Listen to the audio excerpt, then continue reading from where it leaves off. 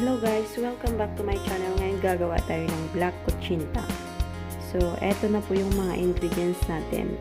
Yung mga tamang sukat po ng mga ingredients natin is at the end of this video. So, kailangan lang po natin tignan yung mga ingredients natin.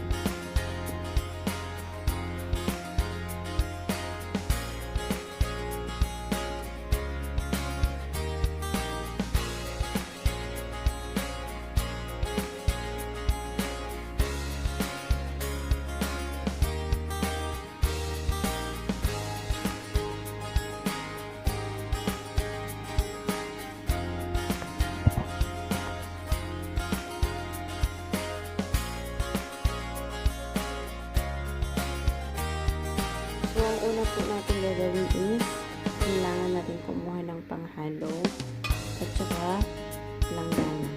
Langgana or Tupperware. Kung wala kayong langgana. So, ang unahin lang po natin is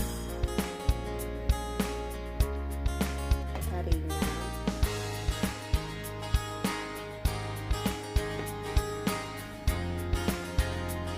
Tapos, starch.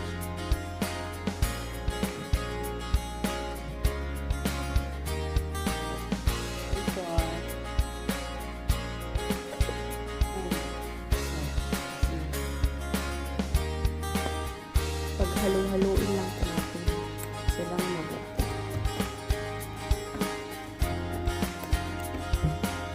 Yung mga dry ingredients natin. Mamaya po yung fly water. Huli na po yun. So, harapin lang po natin. Haluin lang po natin siyang mabuti. Ayan, nahalo na po natin. So, kailangan na po natin lagay yung tubig or water.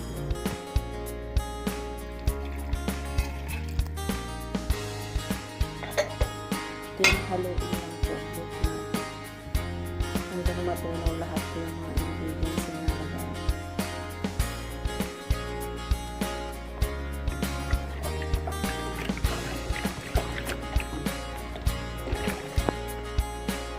Pag nahalo na po natin siyang mabuti, lagyan natin ng white lang water.